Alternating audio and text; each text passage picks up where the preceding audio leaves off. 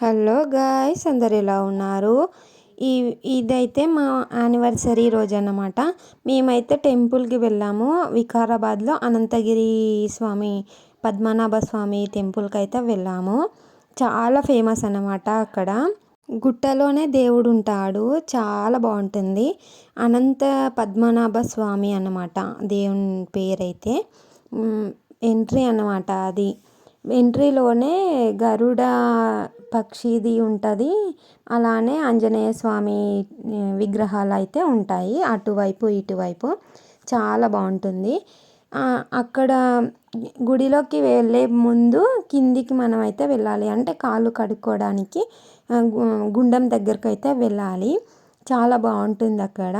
ఈ రాళ్ళ లోపల ఇట్లా గుహల్లాకైతే ఉన్నాయి కదా. అంటే అప్పటి రోజుల్లో తపస్సు చేసేవారంట అక్కడ అందులో కూర్చొని. అందుకే అలా అయితే ఉన్నాయంట. ఈ బాగుంటుంది గైస్. అది అడవి, మొత్తం అడవినే ఉంటుంది. చూసారా ఎంత బాగుందో. అలానే మెట్లు దిగి అయితే వెళ్ళాలి. కొండ కిందికి వెళ్ళినట్టే ఉంటుంది. చాలా బాగుంటుంది. మొత్తం నేచర్ అనేది ఎంత బాగుంటుందంటే అంత బాగుంటుంది గైస్. అక్కడ మెట్లు దిగి అయితే మనం గుండం దగ్గరికి అయితే వెళ్ళాలి. గుండం అయితే అక్కడ ఉంటుంది చూడండి గైస్. ఇది మొత్తం అడవి ప్రాంతమే మొత్తం. ఇదైతే కొలను అనమాట, అంటే గుండం అనమాట. అందులోకి అయితే వెళ్ళట్లేదు, బయటనే కాళ్ళు కడుక్కొని అయితే వచ్చాము.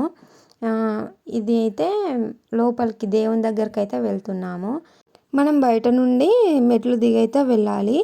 అది లోపల దేవుడైతే గుట్ట లోపల ఉంటాడనమాట. మనం కిందికి వంగి అయితే వెళ్ళాలి. చాలా బాగుంటుంది లోపల. అక్కడ వెళ్తే చాలా ప్రశాంతంగా ఉంటుంది గైస్. ఎందుకంటే అక్కడ మొత్తం అడవే కదా. చాలా నేచర్ని అయితే ఎంజాయ్ చేయొచ్చు. చాలా చాలా ప్రశాంతంగా ఉంటుంది. ఇలా మెట్లు దిగైతే మనం వెళ్ళాలి. బాగుంటుంది చాలా. ఇలా వెళ్ళిన తర్వాత అక్కడ రైట్ సైడ్లో అయితే మనం దేవునికి దారి అయితే ఉంటుంది. కానీ మేము వెళ్ళిన టైంకి అయితే ఆ గుడి అయితే క్లోజ్ ఉంటాయి గైస్. అందుకే లోపలికి అయితే వెళ్ళలేకపోయాము. కానీ లోపలైతే చాలా బాగుంటుంది గైస్. ఇదైతే బయట అన్నమాట. ప్రసాదాల కౌంటర్ కూడా బంద్ చేసి ఉండేనన్నమాట. ఇలా అయితే అంటే మనం చుట్టూ తిరిగైతే ఎగ్జిట్ అయితే కావాలన్నమాట. అక్కడ చాలా విగ్రహాలు కూడా ఉన్నాయి గాయస్. ఇక్కడ కనిపిస్తుంది కదా మనకు గోల్డ్ కలర్లో, అదైతే గర్భగుడి అనమాట. అంటే బయటనే ఇంత పెద్దగా ఉంది, లోపల చిన్న ఉంటుంది. అంటే గుట్ట లోపల ఉంటుంది కాబట్టి పైన మనం నడిచే దారిలోనే ఇంత కిందికి అయితే ఉంటుంది గైస్. అది చాలా బాగుంటుంది. దర్శనం అయితే కాలేకపోయింది గైస్ మాకైతే. అక్కడ నుండి గుట్ట దిగితే అయితే అక్కడ నంది విగ్రహం అయితే ఉంటుంది. అంటే శివలింగం అయితే ఉంటుంది.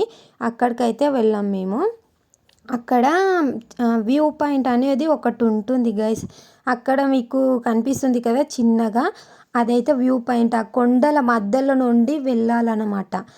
ఒక కర్ర పట్టుకొని దాని సహాయంతోనే ఎక్కాలి. కానీ చాలా మంది ఎక్కుతారు గైస్. మీకు అక్కడ కనిపిస్తున్నారా చిన్న చిన్నగా, వాళ్ళందరూ ఆ వ్యూ పాయింట్కి ఎక్కేవాళ్ళు. ఆ కొండల మధ్యలో నుండే ఆ చెట్ల సహాయంతోనే ఎక్కుతారు. చాలా పైనకి ఎక్కితే అయితే మొత్తం అడవి అయితే చాలా బాగా కనిపిస్తుంది కాబట్టి చాలా మంది అయితే వెళ్తారు.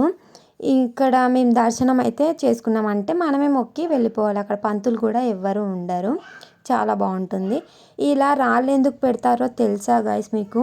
అక్కడ ఏమైనా కోరిక కోరుకొని పెడితే మన కోరిక అనేది నెరవేరుతుందంట. మీరు కూడా ట్రై చేయండి.